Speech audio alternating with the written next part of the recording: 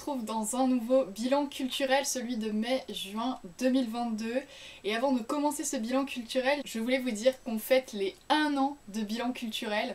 J'avais commencé cette série en mai-juin 2021 et on est déjà en mai-juin 2022. Ça passe tellement vite. En tout cas, j'espère que toute cette année de découverte culturelle a pu vous apporter beaucoup et j'espère que la suite vous plaira tout autant. On va commencer sans plus tarder avec les lectures, comme d'habitude.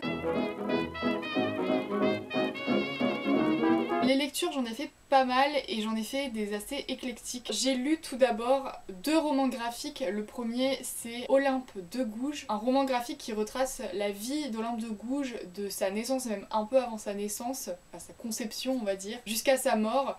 J'ai trouvé que c'était très bien fait, les dessins sont, le graphisme j'aime beaucoup, ils sont assez simples mais quand même pas mal de détails en noir et blanc. Je trouve que le contraste est assez beau. Et surtout ce que j'aime beaucoup c'est l'aspect historique, où on découvre véritablement qui est Olympe de Gouges et comment est-ce qu'elle est devenue Olympe de Gouges. Je sais qu'ils en ont fait avec d'autres héroïnes de notre histoire et j'ai hâte de les lire, notamment Kiki de Montparnasse ou encore Joséphine Baker. Et j'ai également lu l'intégrale de Persépolis de Marjane Satrapi. Alors là c'est dans un tout autre registre, puisque Marjane Satrapi est une autrice française d'origine iranienne et elle raconte son enfance en Iran, le moment où elle est obligée de fuir le pays à cause du régime islamiste qui a été mis en place. Alors, les graphismes sont aussi très simples, en noir et blanc, plus simples même que dans Olympe de Gouges. Mais ce que j'aime bien c'est l'humour, le regard qui est porté sur l'Iran, qui est un regard non pas critique mais interne. On vit la vie du personnage en Iran et on découvre ce que c'est véritablement que l'Iran, la culture perse. J'ai adoré découvrir ce pays à travers Persépolis. Alors ensuite, j'ai lu ou plutôt relu une bande dessinée que j'adore et dont j'ai décidé d'entamer la collection. Il s'agit des Princesses Sarah, qui a été adapté d'un roman anglais il me semble.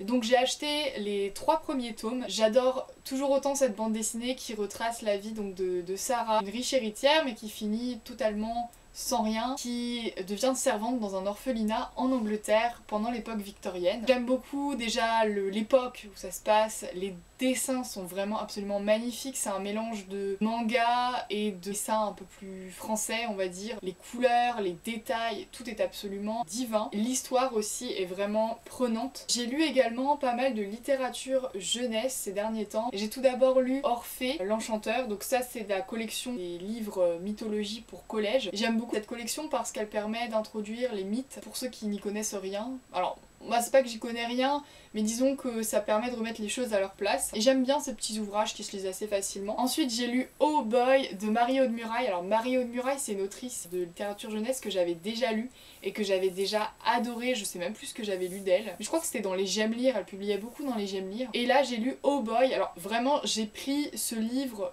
uniquement pour le titre. Je me suis dit mais de quoi ça va parler? J'ai même pas lu le résumé. Et je me suis plongée dans l'histoire, qui est celle de 3 orphelins qui cherchent une famille d'adoption. Et je trouve qu'il y a beaucoup d'humour et à la fois beaucoup de compassion. Un roman du quotidien et en même temps un roman grave pour la jeunesse, mais pas que pour la jeunesse. Moi je trouve que c'est un roman qui plairait aussi à beaucoup d'adultes. Ça se lit très bien.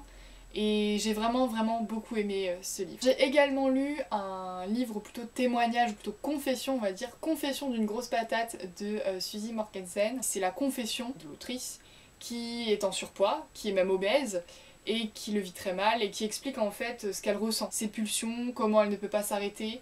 Et j'ai beaucoup aimé lire ce livre parce que ça fait une résonance à une histoire personnelle. Je pense que pour tous les gens qui ont des problèmes avec leur poids, avec leur image globalement, c'est bien aussi de se confronter à ce que vivent les autres parce qu'on ne le dit pas. On ne le dit pas, on ne se confie pas, on ne dit pas qu'on n'est pas en accord avec son corps. Le mettre par écrit c'est parfois plus simple qu'un long discours où on n'ose pas avouer finalement ses faiblesses. J'ai également commencé La Peste de Camus. Je pensais vraiment adorer ce livre et en fait je l'ai commencé, j'ai eu un peu de mal dès le départ. Je suis très attirée par tout ce qui est globalement catastrophe, pandémie, catastrophe naturelle.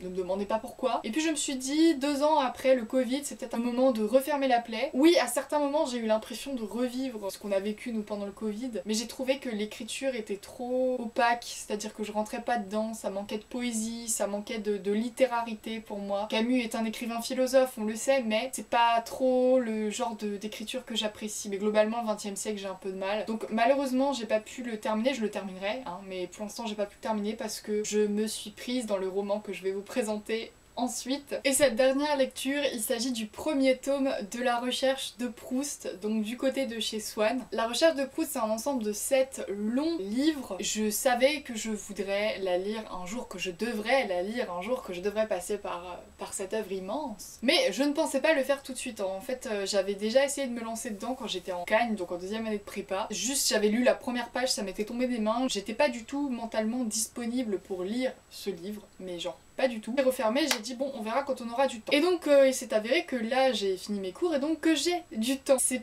pas tant ça qui m'a poussé à prendre Proust tout de suite, mais c'est surtout le challenge qu'une amie m'a proposé, c'est-à-dire qu'on lise ensemble La Recherche. On se donne voilà, des dates butoirs de lecture. Alors au début on s'était donné 100 pages par mois et puis je suis tellement rentrée dans ce roman que là je vais l'avoir terminé. Je suis à 50 pages de la fin, non 30 pages de la fin. J'ai commencé il y a moins d'un mois. Je suis emportée par l'écriture de Proust. Alors je trouve que c'est une écriture complexe, avec des phrases très longues où on perd le sujet. Mais en fait c'est pour nous emporter dans le rythme des souvenirs du narrateur. Et ça se passe donc au début du XXe siècle, c'est aussi une période que j'aime beaucoup. C'est une écriture, je trouve, tourbillon. C'est-à-dire qu'on ne sait plus où on est, on se laisse emporter. Alors des fois je comprends pas tout, ou je survole une phrase parce qu'il y a trop de subordonnés enchâssés. On suit le fil de l'histoire en se perdant dans l'écriture de Proust. Un livre que j'adore, que j'ai hâte de terminer, et de continuer les autres tomes. Alors je pense que j'en lirai un peu plus tard, parce que je pense que Proust ça se savoure à petite dose. Je suis très contente parce que je pensais que je n'arriverais pas à lire La Recherche avant longtemps, et finalement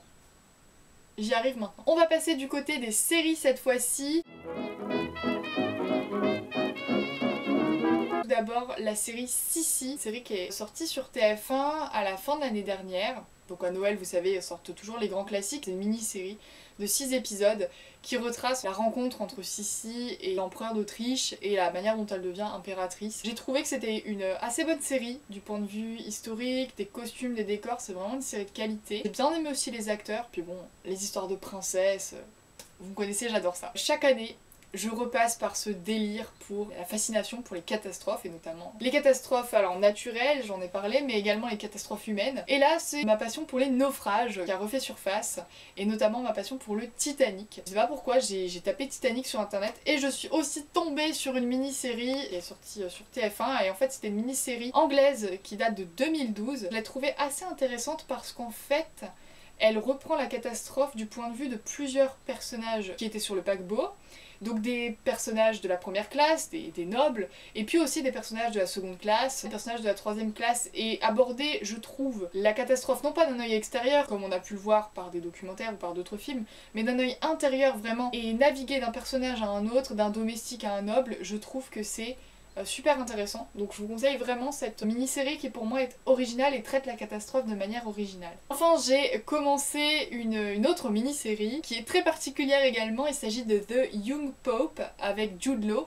Donc en fait c'est le jeune pape en français. C'est une série qui est assez récente et qui retrace en fait l'accession à la papauté d'un pape très jeune, 47 ans. Pour un pape oui c'est jeune, tout comme pour un président. C'est un pape iconoclaste qui ne fait rien comme tous ses prédécesseurs et qui justement interroge. Je trouve intéressant de rentrer dans les caves du Vatican, nous dirait Gide, mais dans le Vatican, de voir comment ça se passe, les débats entre les cardinaux et le pape, les intrigues, c'est un peu comme à la cour de Louis XIV mais à la cour du pape. Alors ensuite on va passer aux émissions.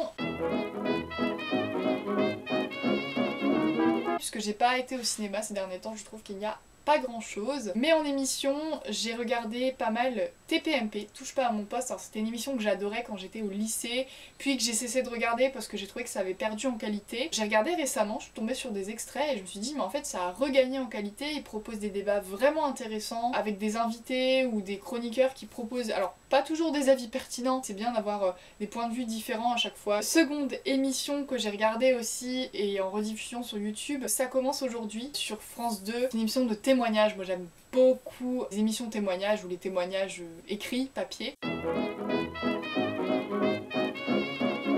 Je vais vous parler de toutes les visites que j'ai faites ces 2 mois. J'ai pas mal visité l'Alsace et il y a du coup pas mal d'endroits que je vous conseillerais. Tout d'abord le magnifique château médiéval du Haut-Königsbourg, qui est un château absolument incroyable. Alors on soupçonne pas l'Alsace d'être une région à châteaux, hein, on pense souvent aux châteaux de la Loire et compagnie, mais en fait l'Alsace c'est une région avec beaucoup de châteaux, dont ce magnifique château du Haut-Königsbourg qui est en haut d'une colline et qui est absolument incroyable. Bon, par contre je vous invite plutôt à le visiter en été parce qu'il fait très très froid à l'intérieur. Dans un autre registre, j'ai également pu visiter le Parlement européen et sachez qu'il est accessible gratuitement et que vous pouvez rentrer dans le fameux hémicycle. J'en ai appris beaucoup cette journée-là, je trouve que la visite est bien faite, elle est assez courte et interactive et c'est gratuit donc c'est génial. J'ai également visité la fabrique de la bretzel, alors je ne me souviens plus du nom du patelin, c'est toujours des noms incroyables, impossibles à prononcer. Alors on peut dire le bretzel ou la bretzel, c'est ce que j'ai appris. Moi je préfère dire la bretzel, du coup je trouve ça plus charmant. J'ai pu découvrir comment est-ce qu'on fabriquait la bretzel, tout le cycle de production et je trouve que visiter une fabrique c'est aussi intéressant et original par rapport à un musée traditionnel. Et en parlant de musée, j'ai visité 2 musées sur Strasbourg. Tout d'abord le musée alsacien qui est un musée de société puisque on est immergé dans la vie d'un Alsacien à la fin du 19e siècle, donc on est vraiment dans les maisons typiques avec leurs pans en bois, avec leurs lits fermés, avec les costumes alsaciens. Et j'ai également visité le musée de la ville de Strasbourg qui retrace l'histoire de la ville de Strasbourg depuis sa fondation quand elle était un camp romain jusqu'à aujourd'hui, capitale européenne. Alors c'est une exposition qui est très dense avec beaucoup d'informations. Je vous conseille de vraiment prévoir une après-midi complète pour cette exposition. Sachez que les musées de la ville de Strasbourg, tout comme pas mal de villes en France, sont gratuits tous les premiers dimanches du mois et je trouve que c'est une superbe opportunité, surtout pour les étudiants qui sont sans le sou. On va finir cette vidéo avec la catégorie alimentation et je vais tout d'abord vous parler de Picard. Picard qui sort des collections chaque année de différents pays. Par exemple l'année dernière on avait eu les États-Unis, j'avais adoré cette collection, mais cette année au mois de mai ils ont sorti la collection Ciao Italia, donc une collection de produits italiens et j'ai vraiment adoré, j'ai testé un maximum de produits.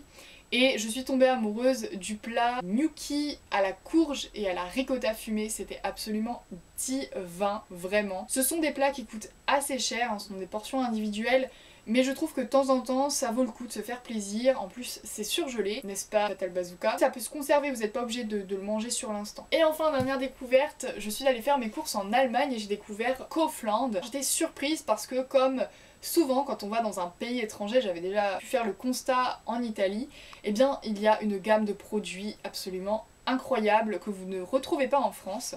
Et moi ça a été le cas du rayon céréales, j'étais abasourdie en voyant toute l'offre, tous les produits mais vraiment inimaginables. La gamme végétarienne j'ai trouvé est beaucoup plus fournie en Allemagne. J'ai trouvé par exemple des poissons panés végétariens. J'ai trouvé que c'était à des prix beaucoup plus abordables qu'en France pour ce qui était en tout cas de la partie végétarienne. Par contre je m'y attendais mais le rayon fromage est très chelou. Ils ont des fromages vraiment très bizarres avec des champignons dedans. Enfin vous allez me dire le fromage c'est du champignon mais là il y a vraiment des morceaux de champignons qui sont intégrés dedans. J'étais un peu dubitative, du coup je n'en ai pas pris. Voilà pour cette vidéo, j'espère que ce bilan culturel vous aura donné envie de sortir cet été, de visiter. C'est vraiment l'année du voyage, on peut enfin ressortir après 2 années assez confinées.